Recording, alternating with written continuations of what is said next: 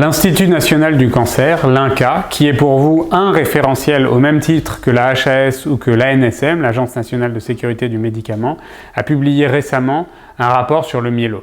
Ce rapport fait plus de 90 pages et n'est donc pas à lire pour les ECN, mais il contient des informations de référence et certaines sont intéressantes pour vous, notamment celles qui concernent les complications du myélome.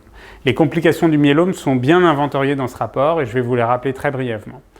D'abord, les lésions osseuses, qui sont liées en général à un turnover accéléré entre ostéoclastes et ostéoblastes et qui se traitent principalement par les biphosphonates. Il faut savoir que les biphosphonates ont des effets secondaires. Quand ils sont administrés par voie intraveineuse, ils provoquent souvent un syndrome pseudogrippal et quand ils sont administrés par voie orale, ils ont souvent des effets secondaires digestifs. Ensuite, vous avez les fractures qui sont liées là encore à la fragilité osseuse. Ces fractures nécessitent souvent des interventions chirurgicales spécifiques ou parfois des interventions qui ont été un peu conçues pour les patients qui ont un myélome, surtout pour les fractures vertébrales, comme la cimentoplastie ou la kyphoplastie. Très souvent, un traitement par radiothérapie est associé à la fois à visée antalgique et à visée antitumorale. Une compression médulaire ou un syndrome de la queue de cheval est la troisième complication listée dans ce rapport que vous devez connaître, notamment car elle n'est pas seulement au programme du myélome, mais car elle fait aussi l'objet d'une question à part entière. C'est toujours une urgence, évidemment, qui est potentiellement médico-chirurgicale. La douleur est une complication fréquemment oubliée par les étudiants au niveau du myélome. Elle est multifactorielle, elle est traitée par les antalgiques, les biphosphonates, voire la radiothérapie, comme on l'a dit juste avant. L'hypercalcémie est une complication fréquente et une des mieux connues des étudiants.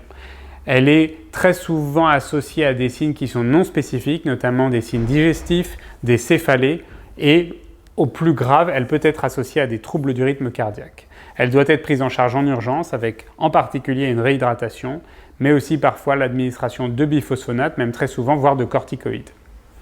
Le syndrome d'insuffisance médulaire est une complication banale qui ne doit pas être oubliée. Elle peut toucher les 3 lignées sanguines et provoquer une pancytopénie, chaque lignée devant être considérée spécifiquement.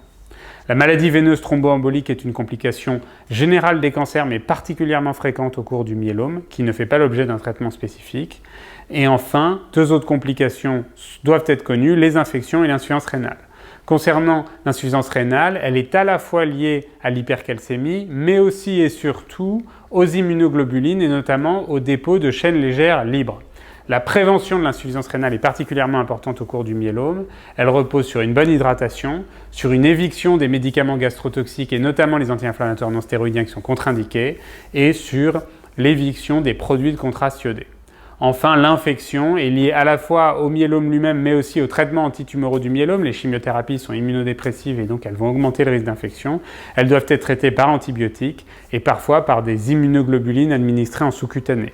Il faut penser à vacciner les patients contre le pneumocoque et contre la grippe et les vaccins vivants atténués sont contre-indiqués car il existe une immunodépression et donc un risque de maladie vaccinale.